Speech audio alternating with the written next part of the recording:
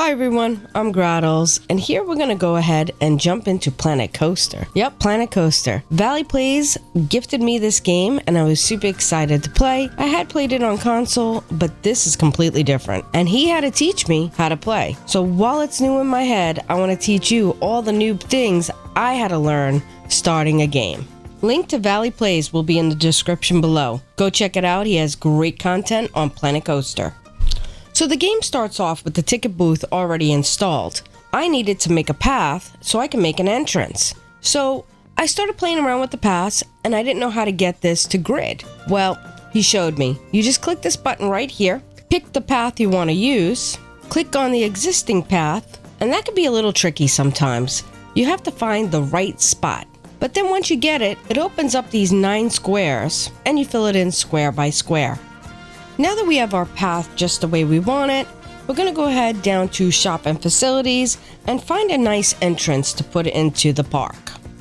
So with the base game, we get a few themes and Pirates is one of them.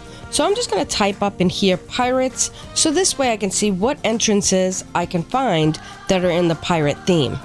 Next, if you go to the bottom left, you'll see that you have options to pick. So you have restroom shops, information, first aid, and park entrances. So we're going to go ahead and find a park entrance. Very important note though, make sure you're on the blueprints. We're going to just use blueprints. We're not making any custom items.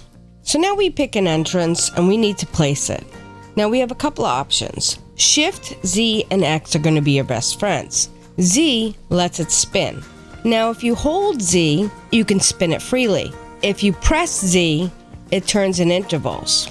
Shift makes it go up and down, so you can line this up perfectly to your path. So let's play around with this to get it in the perfect position.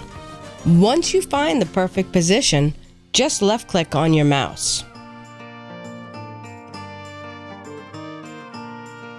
There we go, we have successfully placed our first building. Now that the entrance is in, let's expand our paths, and this way we could put in more buildings.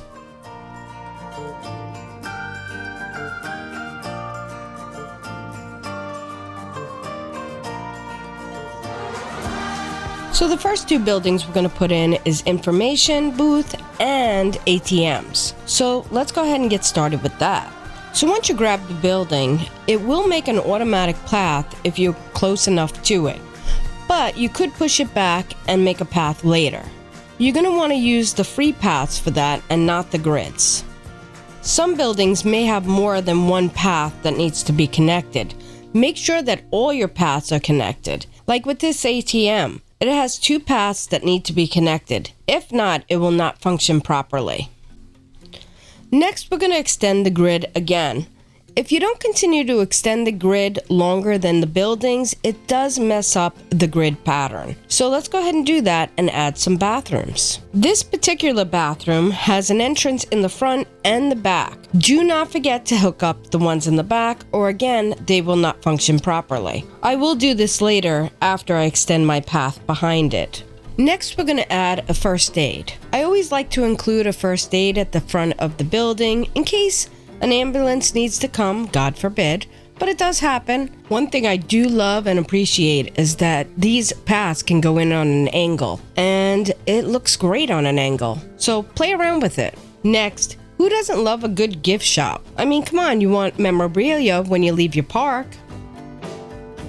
Next, let's go ahead and extend this grid once more.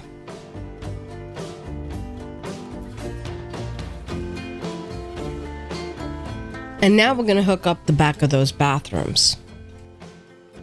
Okay, now we're going to add a little food and drink, and then we're going to get to scenery. And I'm going to show you how to do some scenery. So I'm going to click on the scenery tab, and then I'm going to click on all. So this way I can see all my options. I'm going to type in tables, and this way I can find the available tables that I can lay out that people can sit at and enjoy their food. Now your tables need to be placed on a path, not in the dirt, so the people can sit at them. They will not be able to be placed anywhere but on a path. So make your paths into some kind of sitting area that looks really nice. You'll be able to add some scenery later to improve the look. I also add a few benches, and don't forget garbage bins. If you don't put in bins, your park will be filthy. So make sure you put enough available garbage bins that everybody will be happy and keep your park clean. Now, there's an exception to the rule. Benches can be placed on either side of the path, but they have to connect to the path. So you can play around with whatever look you like. Next, let's add a few props to the area to make it more lively and make it more interesting.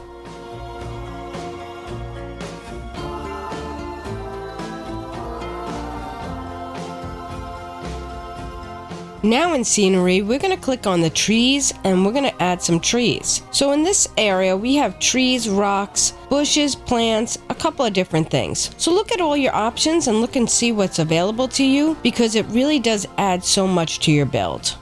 Also, if you're going to use the same tree or bush, make sure you rotate it or move it up and down just a little bit to kind of make it look a little bit different than the one you just placed.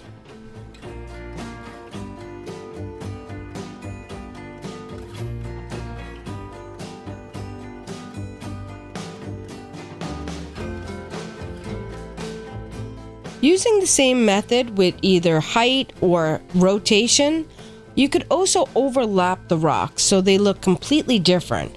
You can make a cluster, you can make single ones, but play around with it. It's super fun to do.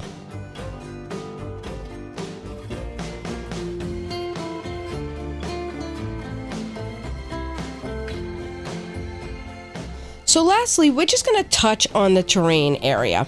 Next to pass is a terrain tool. We're only going to paint in a little bit more details to just make the build look more interesting and more realistic. Next time, we will go into depth on the terrain tool and the water features and just changing your terrain in general. But for now, we're just going to touch in to add a little bit more detail to the areas that we've already built. One of the things that I found that works really well is I paint a little bit almost intensely and then turn it down a little bit and overpaint it with something else.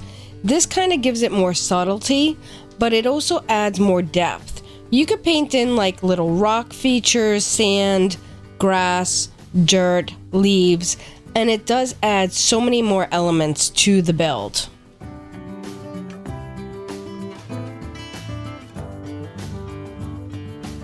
Here I do paint a little bit more intensely than I normally would, but I'm really just trying to show you what you can do with this terrain tool, and it is quite amazing, but I wouldn't necessarily leave it into the build. I'm just trying to show you the real depth that you get from it.